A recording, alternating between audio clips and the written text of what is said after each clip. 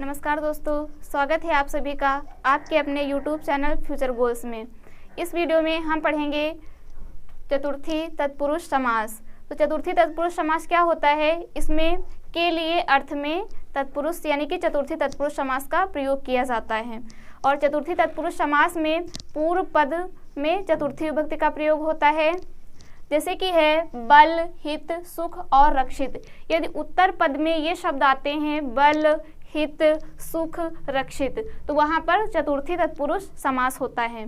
तो इन शब्दों को हमें याद कर लेना है, बल, हित, सुख और रक्षित। तो ये शब्द यदि उत्तर पद में आते हैं तो वहाँ पर चतुर्थी तत्पुरुष समास होता है। और चतुर्थी तत्पुरुष समास में पूर्व पद में चतुर्थी विभक्ति का प्रयोग किया जाता है और के लिए अर्थ में चतुर्थी तत्पुरुष समास होता है, जैसे कि है यूप दारू। तो जब इसका हम हिंदी अर्थ निकालेंगे तो होगा यूप दारू, यानी कि इसका विग्रह होगा यूपाय। यूपाय दारू, दारू यानी कि लकड़ी और यूप यानी कि यज्ञ। तो यूप दारू इसका अर्थ होगा यज्ञ के लिए लकड़ी। तो के लिए अर्थ आया है तो के लिए के योग में चतुर्थी तत्पुरुष समास होगा। तो यूप का चतुर्थी विभक्ति क्या होगा? यूपाय। चतुर्थी एक वचन में होगा यूपाय यानी कि यज्ञ के लिए, और दारू यानी कि लकड़ी। तो यूप दारू का विग्रह क्या होगा? यूपाय दारू। फिर है भूत बलि, तो इसका होगा भूताय, भूताय बलि, यानी कि भूताय यानी कि जीव। तो जीव के लिए बलि, भूत बलि, भूताय बलि यानी कि जीव के लिए बलि। फिर है गोहितम, यानी कि गाय के लिए हितकारी। के लिए आए तो वहाँ पर चतुर्थी तत्पुरुष समास है। गोहितम तो हो जाएगा गोभ्यः हितम, यानी कि गाय के लिए हितकारी। फिर है गोसुखम, गाय के लिए सुखकारी, तो हो जाएगा गोभ्यः, गोभ्यः सुखम, गोभ्यः सुखम। उसके बाद है गोरक्षितम, तो हो जाएगा गोभ्यः, गोभ्यः रक्षितम, यानी कि गाय के लिए रक्षित। फिर है धन कामना, तो इसका अर्थ है धन कामना यानी कि धन के लिए कामना, तो हो जाएगा धनाय। चतुर्थी में क्या होगा? धनाय कामना, धन कामना, तो इसका विग्रह होगा धनाय कामना। तो हमें ये शब्द याद करने हैं, बल, हित, सुख और रक्षित। बल, हित, सुख और रक्षित, यदि ये शब्द उत्तर पद में आते हैं, यानी उत्तर पद के अंत में या उत्तर पद में बल हो, हित हो, सुख हो या फिर रक्षित हो, तो वहाँ पर चतुर्थी तत्पुरुष समास होता है और के लिए अर्थ में इसका प्रयोग किया जाता है। और चतुर्थी तत्पुरुष समास में पूर्व पद में चतुर्थी विभक्ति का प्रयोग किया जाता है, जैसे कि है भूत बलि, यानी कि भूत, भूत बलि यानी कि जीव के लिए, भूत यानी कि जीव, तो जीव के लिए बलि, तो भूताय बलि हो जाएगा। यूप दारू, यज्ञ के लिए लकड़ी, तो हो जाएगा यूपाय दारू। फिर है गोहितम, गाय के लिए हितकारी, तो हो जाएगा गोभ्यः हितम। फिर है गोसुखम, गोभ्यः सुखम, यानी गाय के लिए सुखकारी। गोरक्षितम, गोभ्यः रक्षितम, गाय के लिए रक्षित। फिर है धन कामना, यानी धन के लिए कामना, तो हो जाएगा धनाय कामना। तो ये है चतुर्थी तत्पुरुष समास। चतुर्थी तत्पुरुष समास में पूर्व पद में चतुर्थी विभक्ति का प्रयोग किया जाता है और उत्तर पद में बल, हित, सुख, रहित जैसे शब्द हो, रक्षित जैसे शब्द हो, तो वहाँ पर चतुर्थी तत्पुरुष समास होता है। अब इसके बाद हम आगे देखते हैं पंचमी तत्पुरुष समास।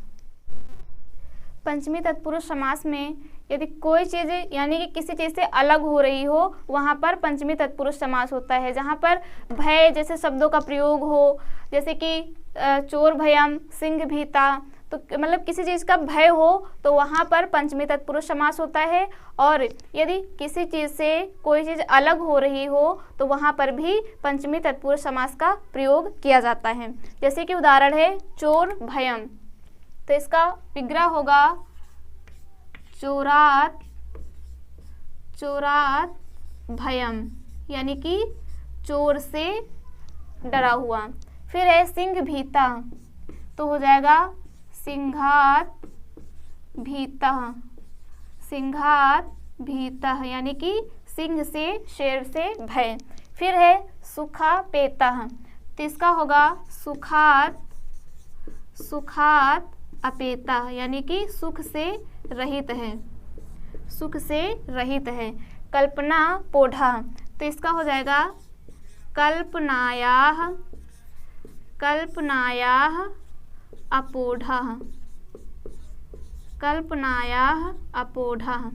फिर है बंधन मुक्तः, तो इसका हो जाएगा विग्रह बंधनात्, बंधनात् मुक्तः, यानी कि बंधन से मुक्त। फिर है मार्ग भ्रष्टः, तो हो जाएगा मार्गात्, मार्गात् भ्रष्टः, यानी कि मार्ग से भ्रष्ट हुआ।